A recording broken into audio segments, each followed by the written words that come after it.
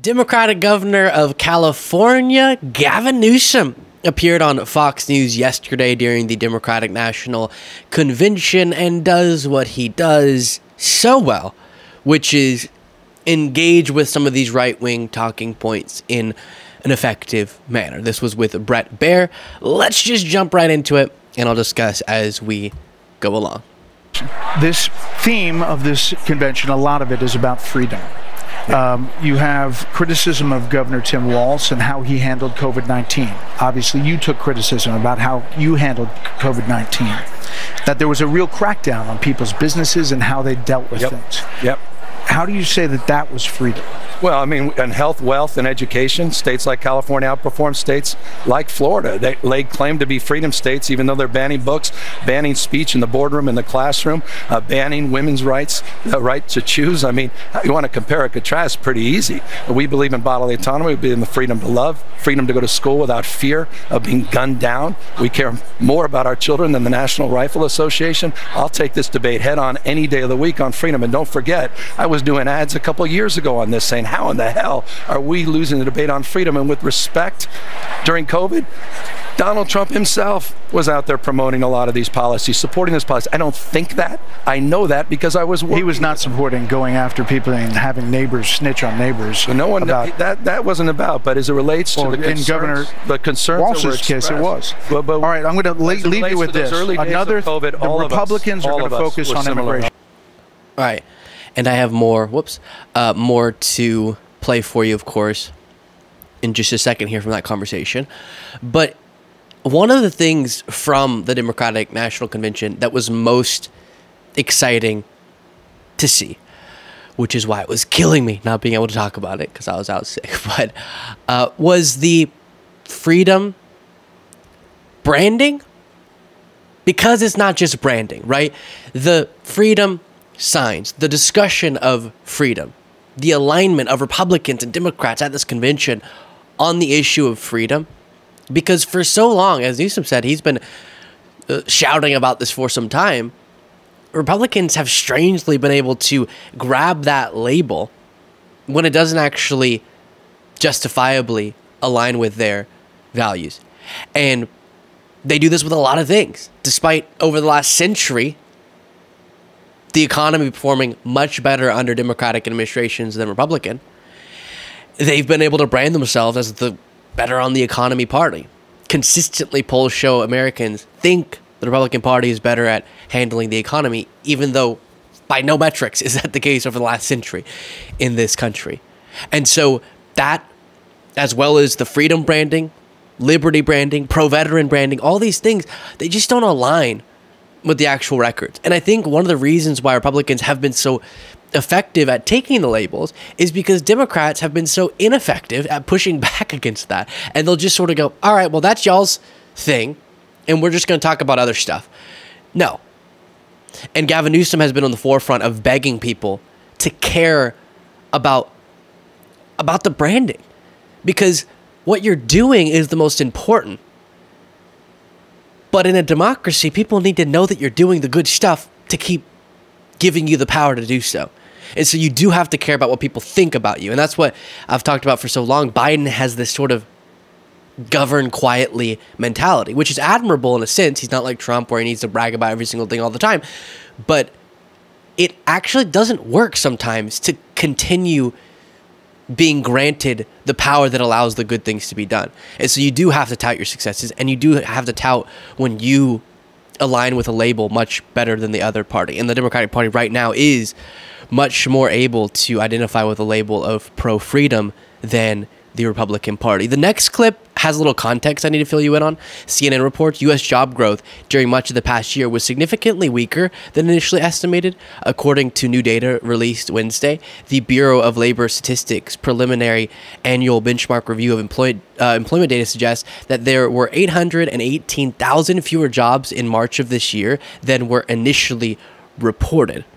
It talks about how this revision is done every year to make sure the numbers on the jobs are accurate. The preliminary data marks the largest downward revision since 2009 and shows that the labor market wasn't quite as red hot as initially thought. However, job growth was still historically strong. And that's important to remember. Even with the revision, job growth was still strong, but in terms of what the Fed is doing, it probably would have been nice to know that this was the case and not have to wait as long as we did to know. But still, things are just fine on that front. And here is Gavin Newsom's response. Even with the adjustment today of 818,000 jobs. Which is a little weird, don't you think? 14 point, that means 14.9 million jobs since they got into office. That is, Brett, 11 times more than the last 3 Republican administrations combined. The lowest black unemployment, Hispanic unemployment, the lowest unemployment for women in our lifetime, an American manufacturing policy, an industrial policy that's worker-centered, that's advantaging red and rural districts of this country more than it is even blue. Yeah, and interesting point at the end there. First, I'll say few shows have talked more about the economic recovery and the strength of it than me. And so we'll set that aside because it's been covered extensively. The last point's important. I've heard Kamala Harris mentioning it now a few times, but I wish it was more emphasized that so much of the legislative record of Biden-Harris and of Democrats over the last few years has actually disproportionately benefited rural areas, because often that's where, for example, infrastructure investments are really needed. Broadband is a good example of this. And it's just yet another example of, while we have all these stories of Trump wanting to punish blue states for not voting for him, wanting to implement in the tax code things that would disproportionately harm blue states, and during disaster relief decisions, he would want to harm blue states. The Democratic message of this is a policy agenda for all Americans. It's not just an ambition. It's not just a promise, but it is represented in the record where red areas have been so invested in because of these policies. And this isn't about pushing down our political opponents, but instead uplifting everyone. Sometimes our political opponents more by happenstance. Then you have this. The writing of how the prosecution for small crimes. Oh, Prop 47. 47, I'm sorry. Yeah, which is, by the way, the 10th toughest threshold in the United States of America, meaning you can steal up to $950 of goods and it will be charged as a misdemeanor. You can steal $2,500 in the state of Texas. Why you're not focusing on those other 40 states is beyond me. 10th toughest felony threshold in the United States of America. That's a fact. That she was a tough prosecutor in California is going to You remember her primary for president? She was attacked from the left for being too tough, for being prosecutor, for having a prosecutorial mindset. So look, I mean, all these things, this is all fair game. But at the end of the day, she's got a record of accomplishments as being part of the Biden-Harris administration. We've seen... Yeah. It is interesting that MAGA kind of wants to have it a few different ways. They want to attack Kamala Harris for being almost too hard on crime, as they uplift a left-wing attack on Kamala Harris that goes something like that, right? She was too pro-cop or too aggressive, right? Hard on crime in her prosecutorial days. So she has that ideology. And so the right will say, yeah, well, the left's mad at her for that, so there. But then also, she's so far left, when she was a prosecutor, she ruined San Francisco because she was such a far lefty.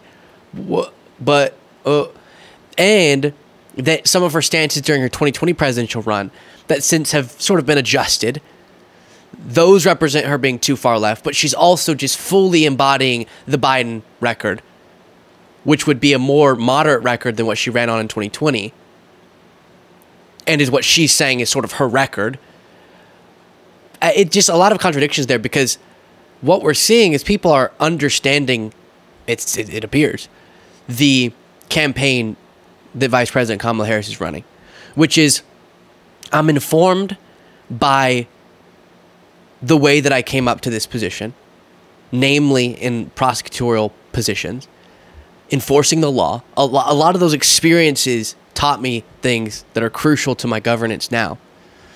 Also proof that I'm not this anti-law enforcement figure that MAGA will try to portray me to be. And then, most pressing, most relevant on the minds of Americans in terms of my legislative record is my time as vice president supporting the Biden-Harris record that has been incredibly successful, despite the lies of MAGA, getting us out of that pandemic crisis and much more historic pieces of legislation we haven't seen in decades and decades and decades. That seems to be super compelling. And then that's sort of passed. And her message of what comes ahead is obviously really exciting to people.